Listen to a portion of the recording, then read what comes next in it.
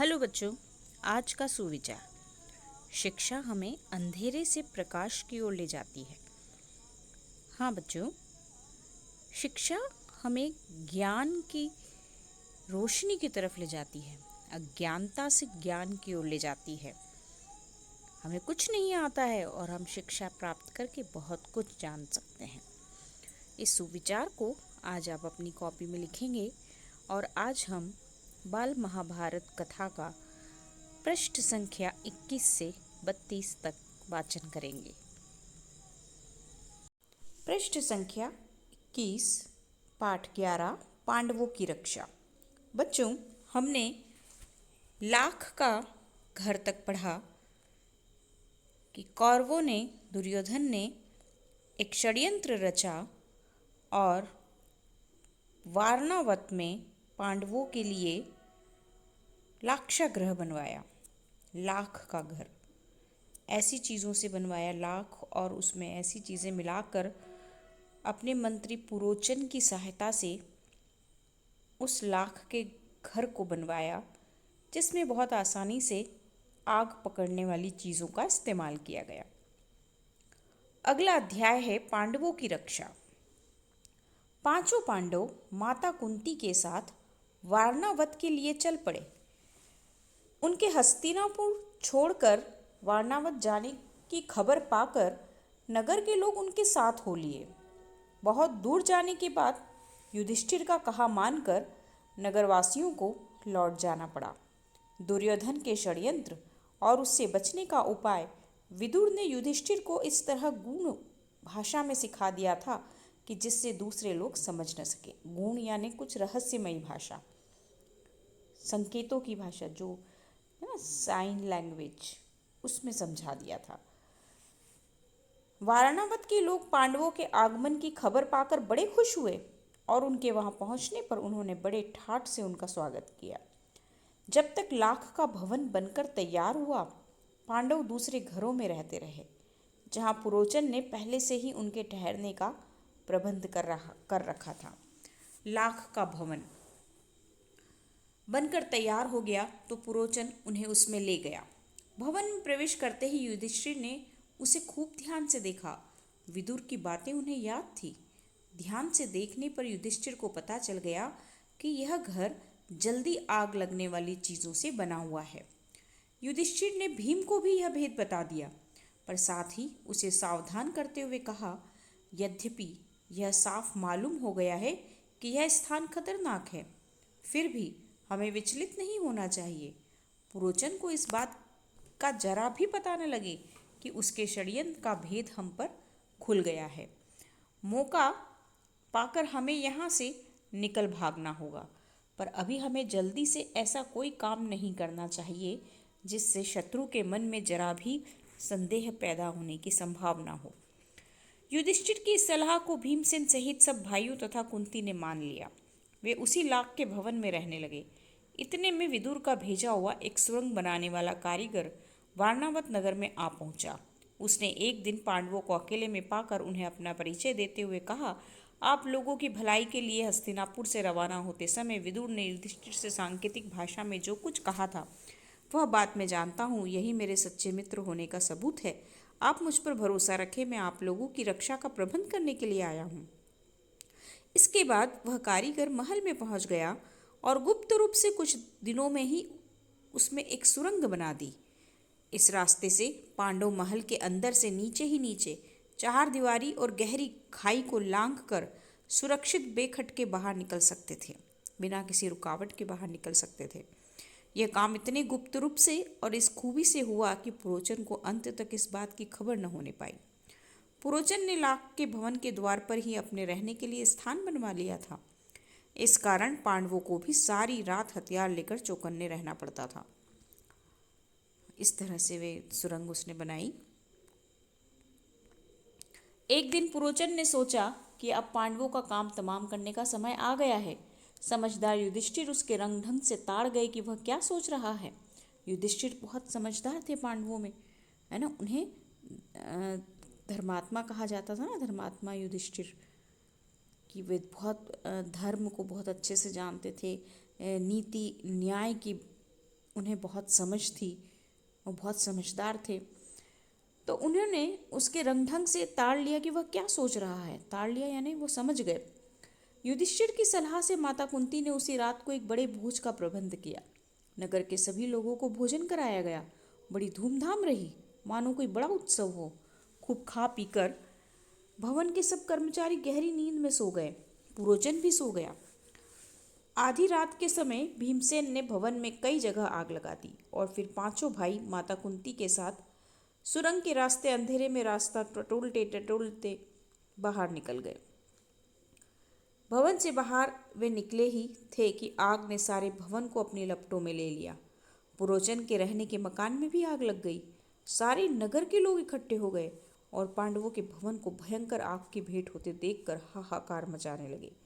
कौरवों के अत्याचार से जनता क्षुब्ध हो उठी और तरह तरह से कौरवों की निंदा करने लगी। क्षुब्ध यानी बहुत चिंतित हो गई, परेशान हो गई।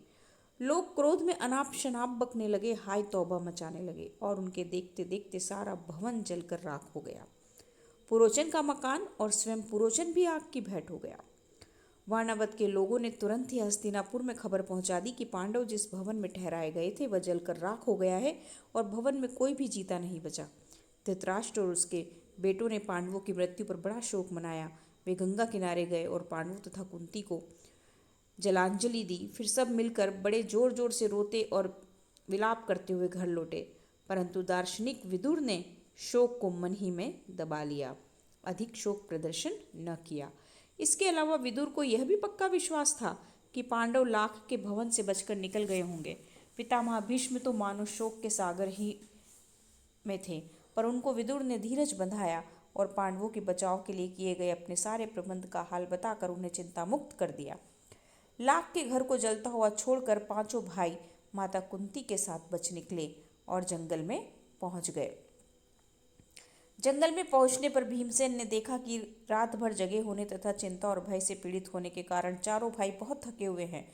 माता कुंती की दशा तो बड़ी ही दयनीय थी, बेचारी थक कर चूर हो गई थी।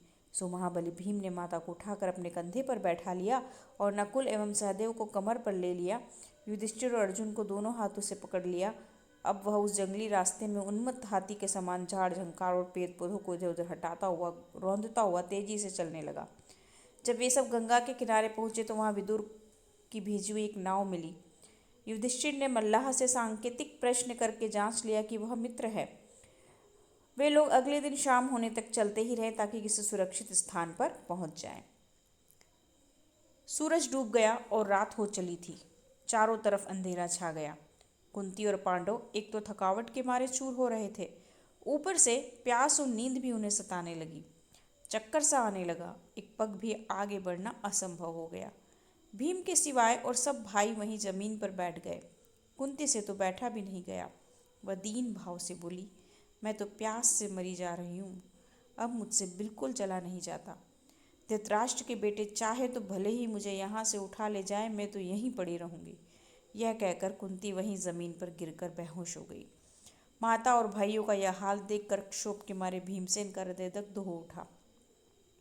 दुख के मारे भीमसेन बहुत, उसका हृदय पिघल हो गया, बहुत ज़्यादा बेचैन हो गया। वह उस भयानक जंगल में बेधड़क घुस गया और इधर उधर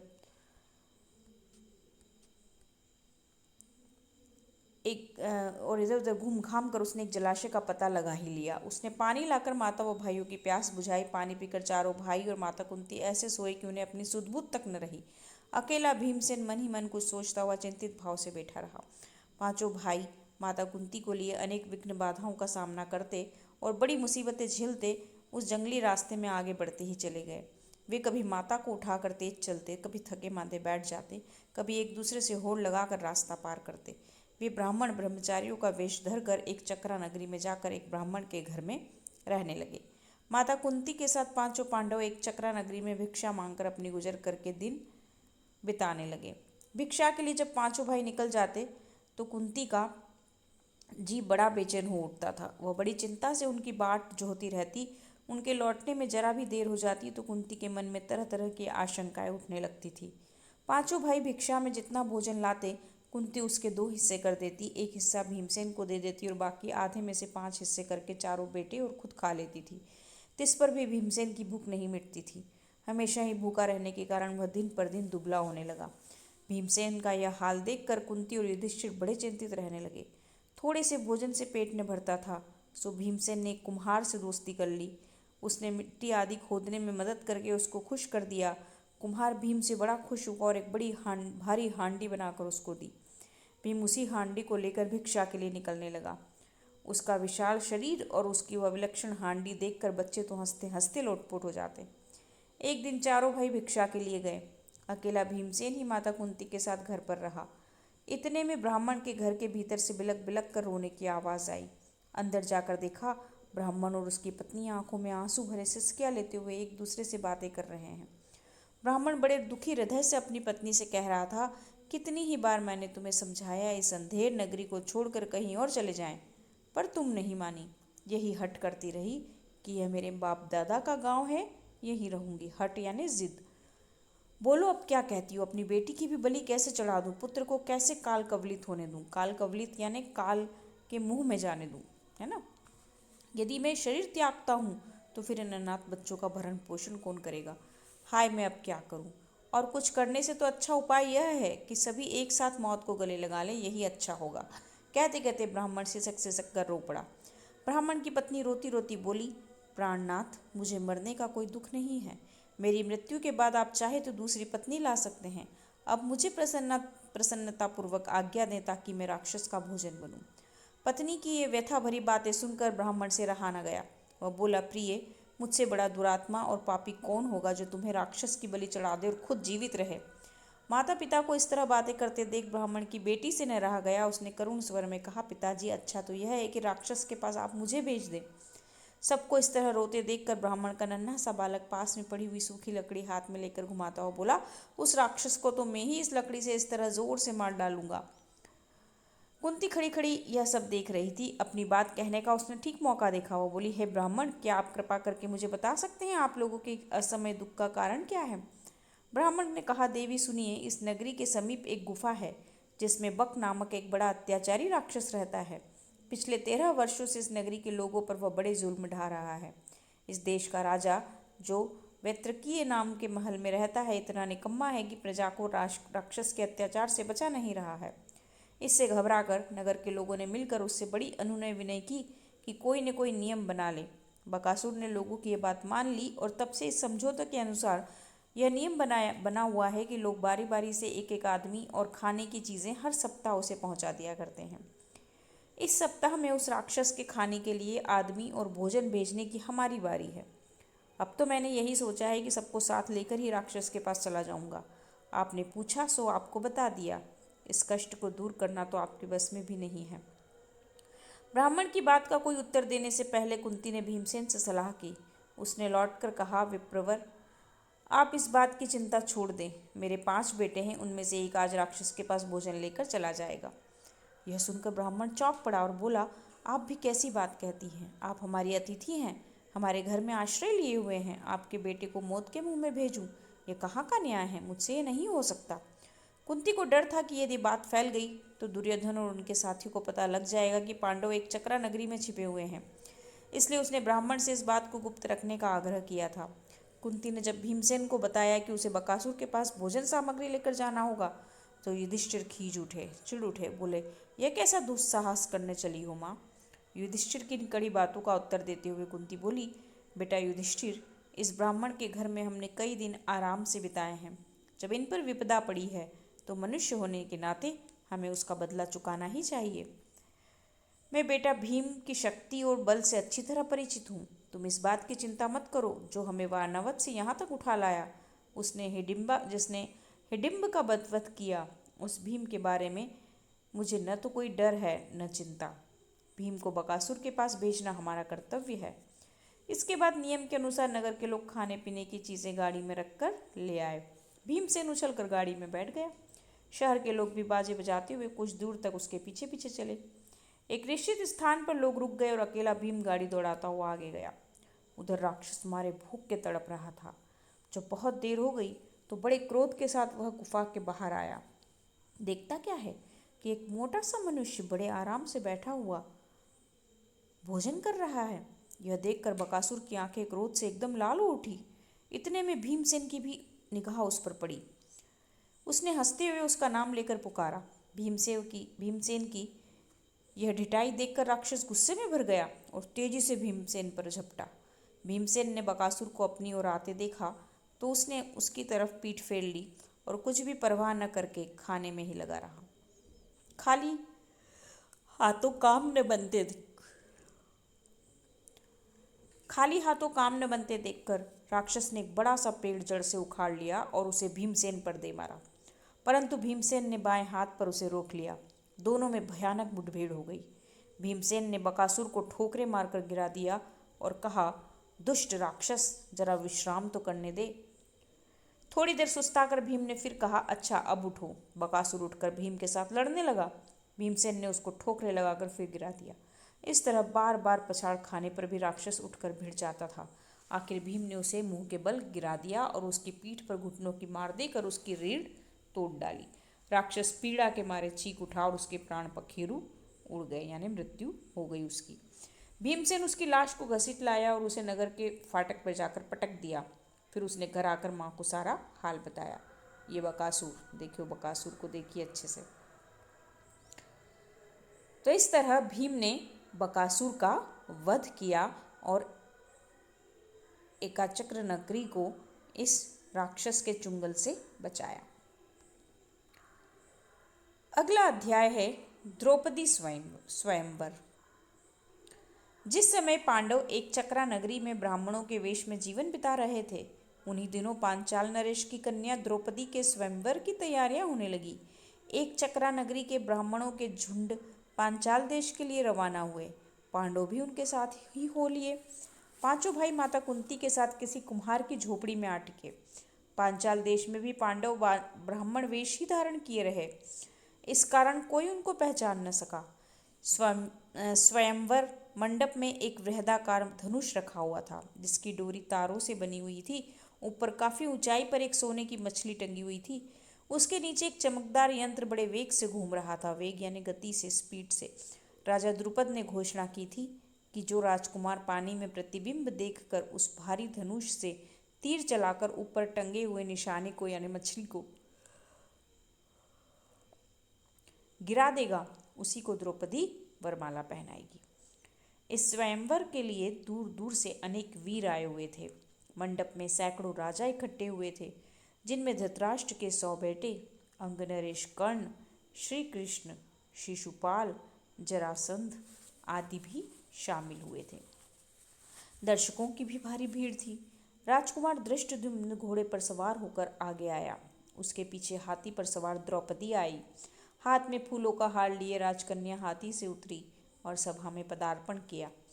राजकुमार धृष्टद्युम्न अपनी बहन का हाथ पकड़कर उसे मंडप के बीच में ले गया।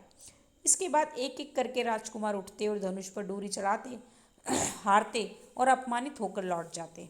कितने ही सुप्रसिद्ध वीरों को इस तरह मुंह की खानी पड़ी। शिशुपाल, जरासंध, शल्य, दुर्योधन जैसे पराक्रमी राजकुमार तक असफल हो गए। जब कर्ण की बारी आई तो सभा में एक लहर सी दौड़ गई। सबने सोचा अंगनरेश जरूर सफल हो जाएंगे। कर्ण ने धनुष उठाकर खड़ा कर दिया और तान कर प्रत्यंचा भी चढ़ानी शुरू कर दी। डोरी के चढ़ाने में अभी बाल भर की ही कसर रह गई थी कि इतने में धनुष का डंडा उसके हाथ से छूट गया और उछलकर उसके मुंह पर लगा। अपनी चोट सहलाता हुआ कर्ण अपनी जगह पर जा बैठा। इतने में उपस्थित ब्राह्मणों के बीच में से एक तरुण उठ खड़ा हुआ। ब्राह्मणों की मंडली में ब्राह्मण वेशधारी अर्जुन को यो खड़ा देखकर सभा में बड़ी हलचल मच गई। लोगों में तरह तरह की चर्चा होने लगी। तब अर्जुन ने धनुष हाथ में लिया और उस पर डोरी चढ़ा दी। उसने धनुष पर तीर चढ़ाया और आश्चर्यचकित लोगों को मुस्कुराते हुए देखा। लोग उसे देख रहे थे। उसने और देरी न करके तुरंत एक के बाद एक 5 बाण उस घूमते हुए चक्र में मारे और हजारों लोगों के देखते देखते निशाना टूट कर नीचे गिर पड़ा। सभा में कोलाहल मच गया, बाजे बज उठे। उस समय राजकुमारी द्रौपदी की शोभा कुछ अनूठी हो गई। वह आगे बढ़ी और सकुचाते हुए ये इस तरह से पानी में देखकर उन्होंने मछली पर निशाना लगाया था। लेकिन प्रसन्नतापूर्वक ब्राह्मण वेश में खड़े अर्जुन को वरमाला पहना दी।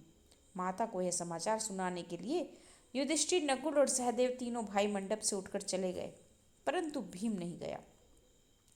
उसे भय था कि निराश राजकुमार कहीं अर्जुन को कुछ कर न बैठे। भीमसेन का अनुमान ठीक ही निकला। राजकुमारों में बड़ी हलचल मच गई। उन्होंने शोर मचाया। राजकुमारों का जोश बढ़ता गया। ऐसा प्रतीत हुआ कि भारी विप्लव मच जाएगा। विप्लव यानी कि बहुत बड़ी घटना हो जाएगी। यह हाल देखकर श्री कृष्ण, बलराम और कुछ राजा विप्लव मचाने वाले राजकुमारों को समझाने लगे। वे समझाते रहे और इस बीच भीम और अर्जुन द्रौपदी को साथ लेकर कुम्हार की कुटिया की ओर चल दिए। जब भीम और अर्जुन द्रौपदी को साथ लेकर सभा से जाने लगे तो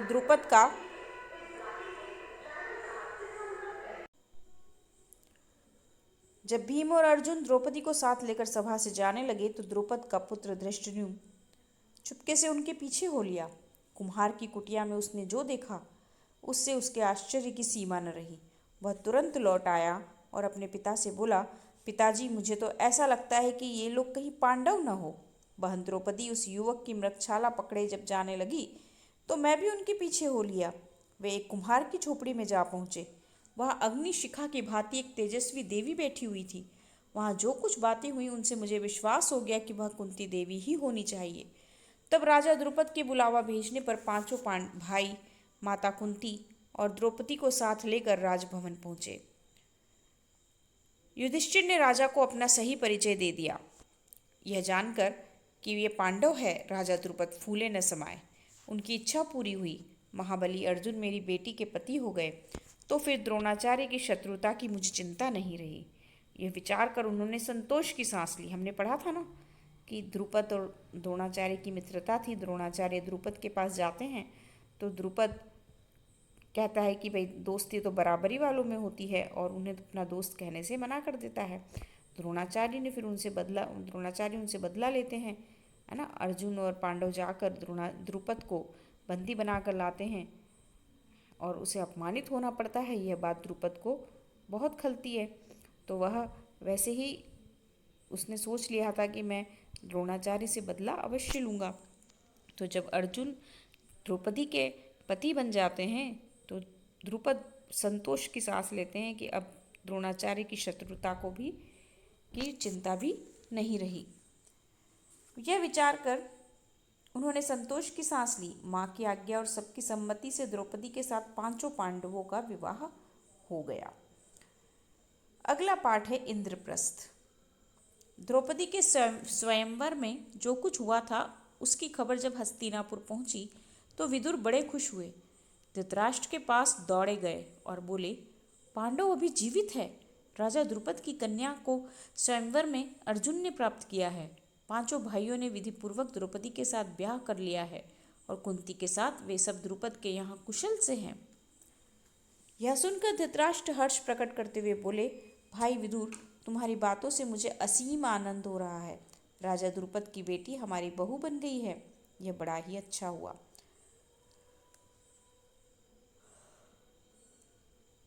उधर दुर्योधन को जब मालूम हुआ कि पांडवों ने लाख के घर की भीषण आग से किसी तरह बचकर और 1 बरस तक कहीं छिपे रहने के बाद अब पराक्रमी पांचाल राज की कन्या से ब्याह कर लिया है और अब वे पहले से भी अधिक शक्तिशाली बन गए हैं, तो उनके प्रति उनके मन में ईर्ष्या की आग और अधिक प्रबल हो उठी। दबा हुआ बैर फिर से जाग उठा। दुर्योधन और दुशासन ने शकुनी को अपना दुखड़ा सुनाया। मामा, अब क्या करें? अब तो द्रुपद कुमार धृष्टद्युम्न और शिखंडी भी उनके साथ ही बन गए हैं। उसके बाद कर्ण और दुर्योधन धृतराष्ट्र के पास गए और एकांत में उनसे दुर्योधन ने कहा, पिताजी, जल्दी ही हम ऐसा कोई उपाय करें जिससे हम सदा के लिए निश्चिंत हो सकें। धृतराष्ट्र ने कहा, बेटा, तुम बिल्कुल ठीक कहते हो। तुम ही बताओ अब क्या करना चाहिए। अब धृतराष्ट्र तो पुत्र मोह में अंधे थे, है ना। आंखों से तो अंधे थे ही, लेकिन पुत्र मोह ने उन्हें पूरी तरह से मन की आंखों से भी अंधा कर दिया था। दुर्योधन ने कहा, तो फिर हमें कोई ऐसा उपाय करना चाहिए जिससे पांडव यहाँ आए ही नहीं, क्योंकि यदि वे इधर आए तो जरूर राज्य पर भी अपना अधिकार जमाना चाहेंगे। इस पर कर्ण को हंसी आ गई। उसने कहा, दुर्योधन, अब 1 साल बाहर रहने और दुनिया देख लेने से उन्हें काफ़ी अनुभव प्राप्त हो चुका है। एक शक्ति संपन्न राजा के यहाँ उन्होंने शरण ली है, जिस पर उनके प्रति तुम्हारा बैर भाव उनसे छिपा नहीं है।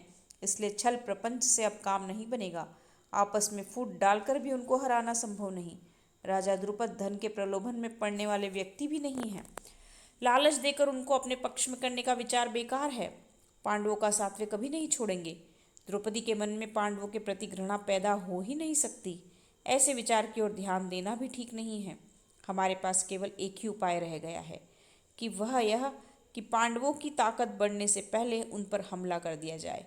कर्ण तथा अपने बेटों की परस्पर विरोधी बातें सुनकर धृतराष्ट्र इस बारे में कोई निर्णय नहीं ले सके। वे पितामह भीष्म तथा आचार्य द्रोण को बुलाकर उनसे सलाह मशवरा करने लगे। पांडु पुत्रों के जीवित रहने की खबर पाकर पितामह भीष्म के मन में भी आनंद की लहरें उठ रही थी। भीष्म ने कहा, बेटा, वीर पांडवों के साथ संधि करके आधा राज्य उन्हें दे देना ही उचित है। आचार्य द्रोण ने भी यही सलाह दी। अंग नरेश कर्ण भी इस अवसर पर धृतराष्ट्र के दरबार में उपस्थित था। पांडवों को आधा राज्य देने की सलाह उसे बिल्कुल अच्छी नहीं लगी। दुर्योधन के प्रति कर्ण के हृदय में अपार स्नेह था। इस कारण द्रोणाचार्य की सलाह सुनकर उसके क्रोध की सीमा न रही। वह धृतराष्ट्र से बोला, राजन, मुझे यह देखकर बड़ा आश्चर्य हो रहा है कि आचार्य द्रोण भी आपको ऐसी कुमंत्रणा देते हैं। राजन, शासकों का कर्तव्य है कि मंत्रणा देने वाले की नीयत को पहले परख ले, फिर उनकी मंत्रणा पर ध्यान दे। मंत्रणा यानी सलाह। कर्ण की इन बातों से द्रोणाचार्य क्रोधित हो गरज कर बोले, दुष्ट कर्ण, तुम राजा को गलत रास्ता बता रहे हो। यह निश्चित है कि राजा धृतराष्ट्र ने मेरी तथा पितामह भीष्म की सलाह न मानी और तुम जैसों की सलाह पर चले तो फिर कौरवों का नाश होने वाला है। इसके बाद धृतराष्ट्र ने धर्मात्मा विदुर से सलाह ली। विदुर ने कहा, हमारे कुल के नायक भीष्म तथा आचार्य द्रोण ने जो बताया है वही श्रेयस्कर है। करने की सलाह किसी काम की नहीं है। अंत में सब सोच विचार कर धृतराष्ट्र ने पांडु के पुत्रों को आधा राज्य देकर संधि कर लेने का निश्चय किया। पांडवों और द्रौपदी तथा कुंती सहित सादर लिवा लाने के लिए विदुर को पांचाल देश भेजा। विदुर पांचाल देश को रवाना हो गए। पांचाल देश में पहुंचकर विदुर ने राजा द्रुपद को अमूल्य उपहार भेंट करके उनका सम्मान किया और राजा धृतराष्ट्र की तरफ से अनुरोध किया कि पांडवों को द्रौपदी सहित हस्तिनापुर जाने की अनुमति दें। विदुर का अनुरोध सुनकर राजा द्रुपद के मन में शंका हुई। उनको धृतराष्ट्र पर विश्वास न हुआ। सिर्फ इतना कह दिया कि पांडवों की जैसी इच्छा हो वही करना ठीक होगा। तब विदुर ने माता कुंती के पास जाकर अपने आने का कारण उन्हें बताया। कुंती के मन में भी शंका हुई कि कहीं पुत्रों पर फिर कोई आफत ना आ जाए। विदुर ने उन्हें समझाया कि और धीरज देते हुए कहा, देवी, आप निश्चिंत रहे, आपके बेटों का कोई कुछ नहीं बिगाड़ सकेगा। वे संसार में खूब यश कमाएंगे और विशाल राज्य के स्वामी बनेंगे।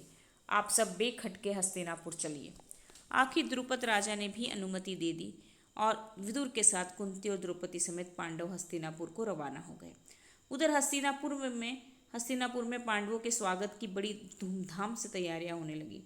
जैसा कि पहले निश्चय हो चुका था, युधिष्ठिर का यथाविधि राज्याभिषेक हुआ और आधा राज्य पांडवों के अधीन किया गया।